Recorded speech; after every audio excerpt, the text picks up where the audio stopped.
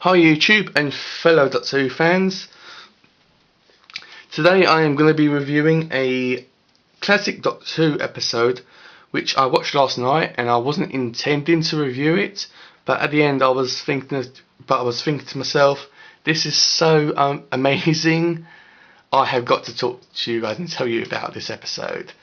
And the episode was The Time Meddler, which is a William Hartnell story. And yeah, I thought this was a really good episode. I haven't watched many of William Hartnell's stories, and for anyone at this point that doesn't know who William Hartnell actually is or what Doctor he actually played, he played the first Doctor. He is the one that started it off. He is the original Doctor. So yeah, what I'm going to do for this review, I'm going to talk about the story, then giving you guys any recommendations that I feel that are appropriate, and giving you guys a rating for this amazing Doctor Who episode. But first, let's have a look at the DVD box itself. So as you can see, it's got the same layout for any Doctor Who DVD box. And so yeah, you have the title up here, you have the title of the episode down here, and this is the front cover of the DVD. So you have, let's just zoom in for a minute. So you have the Doctor, played by William Hartnell, looking at some strange Viking helmets, which we instantly think is very important because it's on the DVD cover, and we think it must be important. But they just find it on the ground. It's not important. And in the background you have the monks' monastery, which is a part of it. Some village buildings in the background. The meddling monk, which is amazing in this story. He is one of my favourite characters in this episode. Even more so than William Hartnell, which is incredible, but hey, it's my choice about that. Yeah, then you have the TARDIS, and then you have a Viking ship in the background, and at the bottom it has the William Hartnell years, 1963 to 1966. Then at the back, let me just focus there. You have all the pictures are at the front. You have all your pictures throughout the episode, rather. Then you have a blurb about it. Then some special features that are on this disc. The special features on this disc aren't really that great. The only ones I would really look at are the stripped for action, the first Doctor, which shows you the comic series for the first Doctor. It's actually really interesting. You don't need to be into comic books to like it. It's very, very good. And the lost 12 seconds of this episode, which aren't that important to the story. They don't take away anything from the story, and you can't. They actually don't take away anything from the story, and you don't really need to see them in order to actually understand what the story is about. Inside you have a booklet which has some background information about the episode, and the disc, which is very nice. And this is a four-parter episode, and the story starts off when the Doctor and his companions Vicky and the new contribution to the TARDIS crew, Stephen, land the TARDIS on 11th century Earth.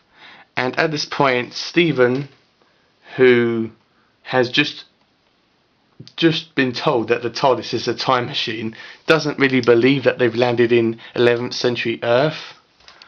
And even when he picks up an old Viking helmet, which you can see on the front, he thinks that that actually belongs to a child, and he doesn't really believe that he's landed where they've been told that they've landed, and he thinks that all these buildings and everyone dressing up is just for show and just for fun, and he doesn't really believe where he is.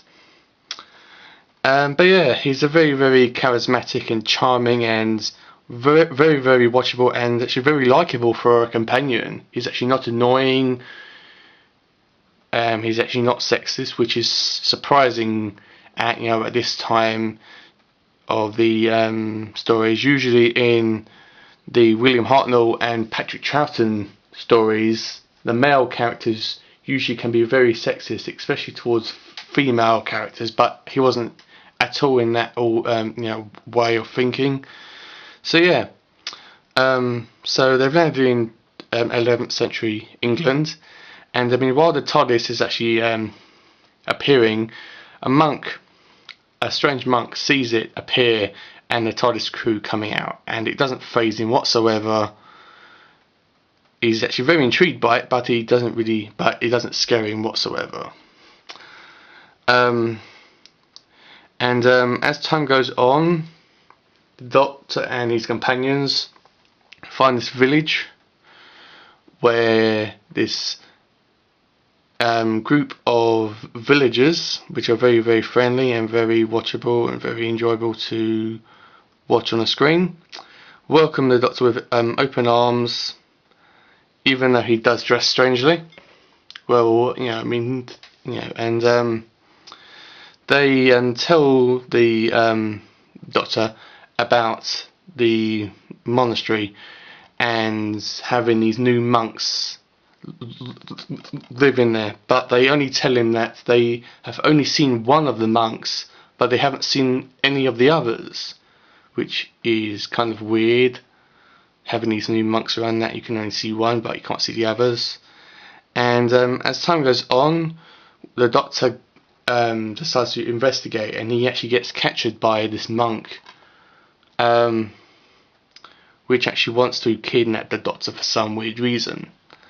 And then, as the story progresses, we see the monk has objects from Earth's future, such as teacups and kettles and biro pens and digital, and actually watches, and all this stuff that couldn't possibly exist in, couldn't possibly be there in 11th century Earth. And at this point, we know that this monk has the ability to go back in time and get all these objects. For what reason we do not know this time, but we do know that he has some kind of time traveling abilities. And his character is very, very strange. He doesn't appear to be a monk character. He only appears to be dressed like a monk, if that makes sense.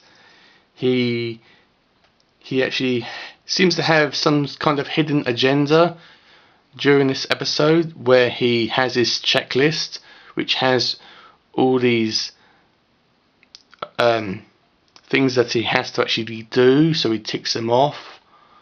And we have this strange idea that he's there to actually accomplish something, or to mess up time, or actually meddle with time. And I mean, when the Doctor discovers that this monk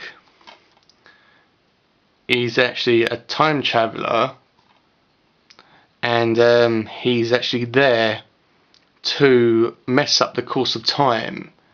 He's actually there to actually meddle with time and to change time, so the flow of history is totally changed.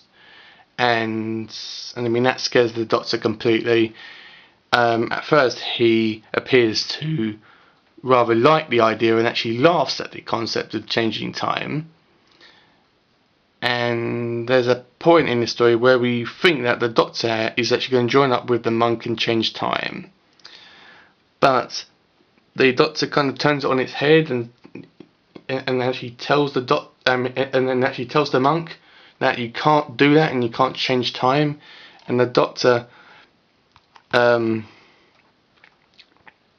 has to make a choice about what to actually do with this meddling monk, because everything he has thought of, he cannot stop this monk. Even when you're watching this, you're thinking, oh god, what's the Doctor gonna do? He can't stop this monk no matter what he does. So what is he gonna do to stop him?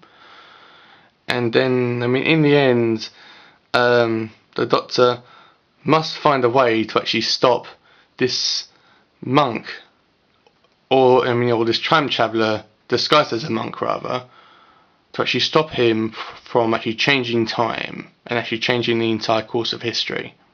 And the conclusion is very, very good. It is so unbelievable. The only downside about this episode is during part 2, William Hartnell isn't in much of part 2, and it kind of leaves you watching the two companions, Vicky and Stephen, and the monk, which in a way isn't any way of a drawback. It is very good to actually watch them, as I find that the companions of Doctor Who don't really get too much screen time to themselves, especially in the series as it is, and they're always attached to the hip. I would actually strongly recommend that you go and watch this, whether it's on a DVD or TV or whether it's on a video, and I would give this I'm giving it a 8 out of 10 because I'm feeling good. So yeah, that's my review of the Time Meddler. So I will see you guys next week, where I'm going to be reviewing something else. I'm not quite sure what. So I'll see you guys around. I hope you've enjoyed this video. See ya. Bye.